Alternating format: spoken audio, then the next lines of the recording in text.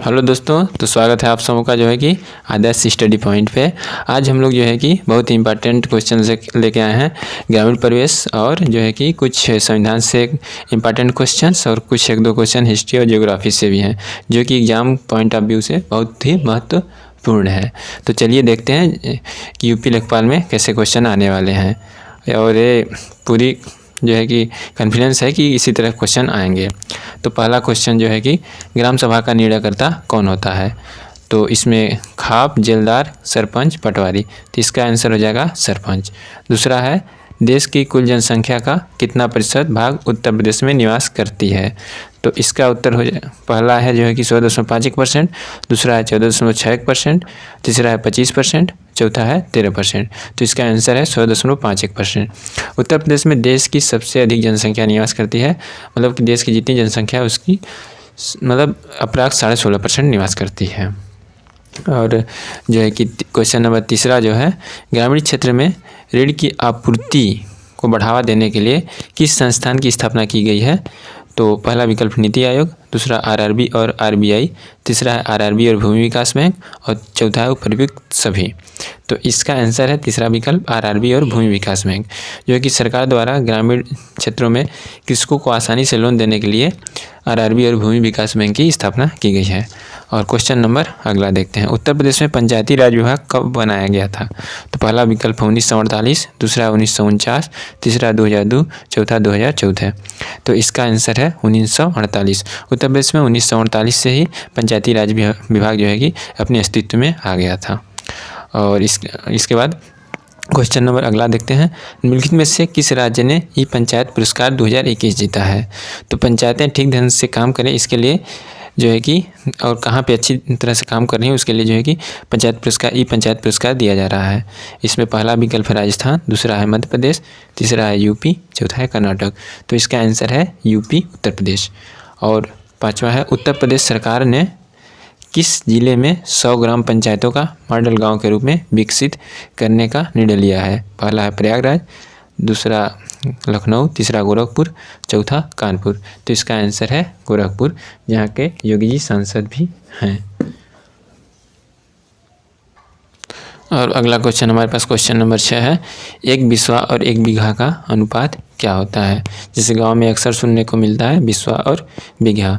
तो पहला विकल्प है आधा, और दूसरा है 1/4, तीसरा है 1/10, चौथा है 1/20। तो इसमें से कौन सा आंसर होगा?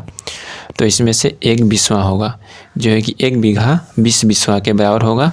1 बीघा बराबर जो होता है 20 बिस्वा होता है ना, 20 बिस्वा। तो यहाँ से क्या हो गया कि 1 बिस्वा जब करेंगे 1 बिस्वा इक्वल टू 1/20 बीघा। तो यही हमारा आंसर हो जाएगा 1 बिस्वा। 1 बीघा का अनुपात कितना हो गया? 1 और 20 का हो गया। यहाँ बीघा कर देंगे 1 और 20 का अनुपात आ जाएगा।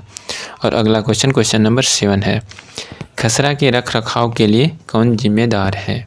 तो पहला विकल्प है लेखपाल, दूसरा है बीडीओ, तीसरा है डीएम, चौथा है एसडीएम। तो खसरा के रख रखाव के लिए कौन जिम्मेदार होगा? तो इसका सही आंसर होगा लेखपाल। जो गांव में लेखपाल होता है वो जो है कि खसरा का रख रखाव करता है, वो सब इसके बारे में जानकारी रखता है। और क्वेश्चन नंबर 8 है, स्वच्छ भारत मिशन की शुरुआत कब हुई? तो मोदी जी द्वारा स्वच्छ भारत मिशन की शुरुआत की गई है। और पहला जो है कि विकल्प है 2 अक्टूबर 2014, और दूसरा विकल्प है 15 अगस्त 2014, तीसरा है 2 अक्टूबर 2015, चौथा है 2 अक्टूबर 2016। तो इसका सही आंसर कौन सा होगा? इसका सही आंसर हो जाएगा 2 अक्टूबर 2014 को जो है कि महात्मा गांधी की जन्मतिथि पे जो है कि मोदी जी द्वारा 2 अक्टूबर 2014 को भारत को स्वच्छ करने के लिए जो है कि स्वच्छ भारत मिशन की शुरुआत की गई थी। तो इसका पहला विकल्प हो गया सही, स्वच्छ भारत मिशन की शुरुआत 2 अक्टूबर 2014।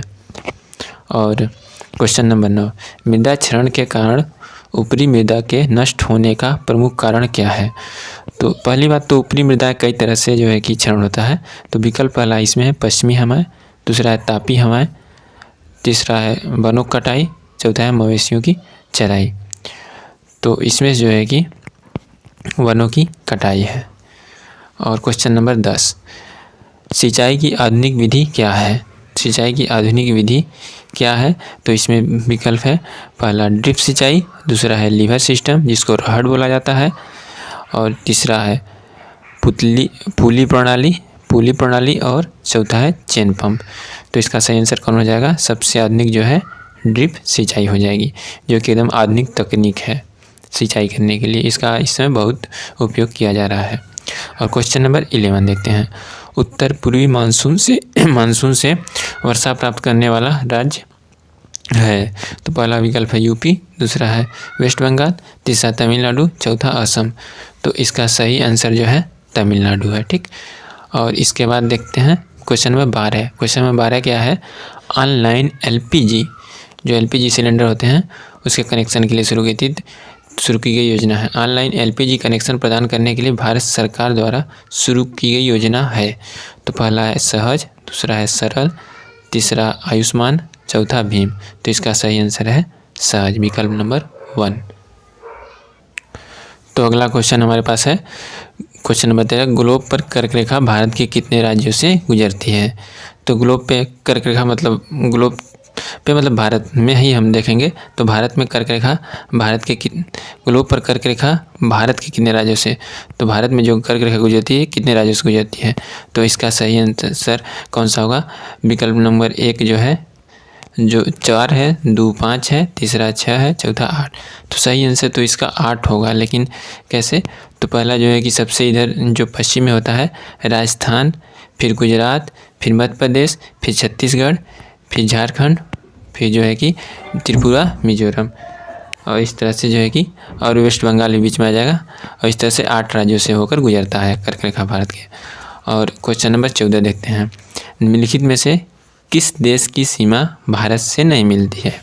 तो विकल्प नंबर 1 जो है पाकिस्तान, दूसरा भूटान, तीसरा श्रीलंका, चौथा नेपाल। तो इसमें से जो है कि सब जो है जुड़े हुए हैं भारत से इस तरह सीमा से। और श्रीलंका जो है कि पाक जल डमरू मद्दू से जो है कि अलग है, उसके द्वारा अलग हो जाता है भारत से। तो श्रीलंका जो है कि नहीं जुड़ा है भारत से, सीमा साझा नहीं करता है। Question number 15। हाल ही में भारत में कितने रामसर साइट घोषित किए गए हैं?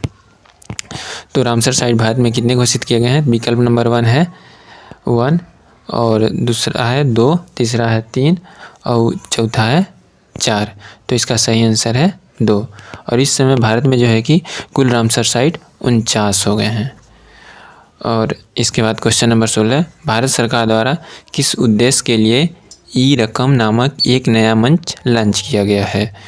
तो इसका विकल्प नंबर 1 है कृषि बीज खरीदना, दूसरा कृषि उपज बेचना, तीसरा मिट्टी की गुणवत्ता में सुधार करना, और चौथा है उपर्युक्त सभी। तो इसमें से आंसर हमारा हो जाएगा कृषि उपज बेचना, विकल्प नंबर 2।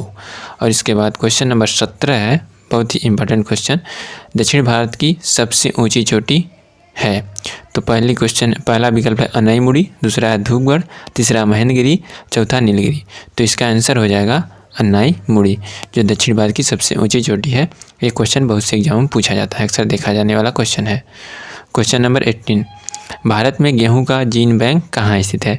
ये भी क्वेश्चन बहुत ही इम्पोर्टेंट है। विकल्प नंबर 1 करनाल हरियाणा, बी भोपाल मध्य प्रदेश, सी कानपुर यूपी, और डी पटना बिहार। तो इसमें से जो है कि जीन बैंक कहाँ पे है भारत का? तो इसका पहला आंसर हो जाएगा विकल्प 1 करनाल हरियाणा में जीन बैंक खोला गया है। और क्वेश्चन नंबर 10 देखते हैं। निम्नलिखित में से किस राज्य से चिनाब नदी नहीं गुजरती है? ठीक ना। तो चिनाब नदी जो है कि चिनाब नदी गुजरती है, नहीं गुजरती है, नदी गुजरती है। ठीक ना। तो इसमें जो है कि विकल्प 1 है जम्मू एंड कश्मीर से, और बी पंजाब से, और सी यूपी से, और डी राजस्थान से। जो है चिनाब नदी भारत के नक्शे में देखेंगे तो ऊपर की तरफ से जो है कि गुजरती है। तो इसमें जो है कि जम्मू कश्मीर सही हो जाएगा, विकल्प ए। तो क्वेश्चन नंबर 20 हमारे पास है। किस मुगल सम्राट को घृणित कायर कहा जाता है? तो विकल्प नंबर 1 है बहादुर शाह, विकल्प नंबर 2 है जहांदार शाह, और विकल्प नंबर 3 है फर्रुख खसियर, विकल्प नंबर 4 है औरंगजेब। तो इसका आंसर हमारे पास कौन सा हो जाएगा? फर्रुख खसियर। फर्रुख खसियर को जो है कि घृणित कायर कहा जाता है। और क्वेश्चन नंबर 21 हमारे पास है। निम्न में से कौन सा मौलिक अधिकार नहीं है? तो पहला विकल्प जो है विधि के समझ क्षमता, दूसरा है प्रेस की स्वतंत्रता, तीसरा है समान कार्य के लिए समान वेतन, चौथा है प्राण एवं दैहिक स्वतंत्रता। तो इसमें जो है कि तीसरा विकल्प जो है समान कार्य के लिए समान वेतन, ये मौलिक अधिकार नहीं है। विकल्प नंबर 3 सही है।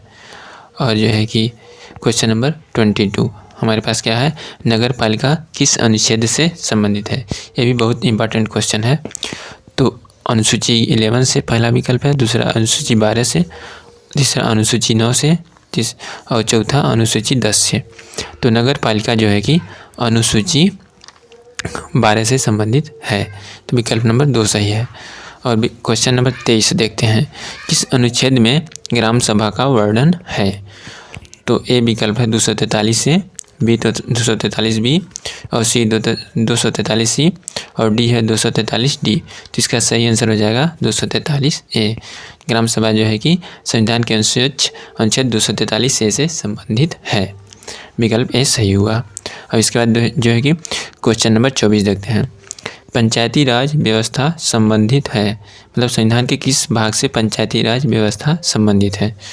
तो विकल्प ए है भाग 9, विकल्प बी है भाग 10, और विकल्प सी है भाग 11, विकल्प डी है भाग 12। तो इसका सही आंसर हो जाएगा विकल्प नंबर ए भाग 9। पंचायती राज व्यवस्था भाग 9 से संबंधित है। अब लास्ट क्वेश्चन, उत्तर प्रदेश का पहला लोकायुक्त कौन था। ये भी बहुत इंपॉर्टेंट क्वेश्चन है।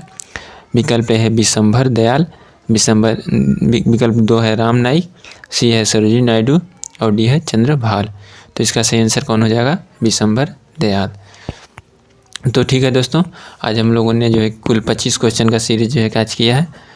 तो अगर वीडियो अच्छा लगा हो तो वीडियो को लाइक कीजिए और चैनल को सब्सक्राइब कीजिए। Okay, thank you.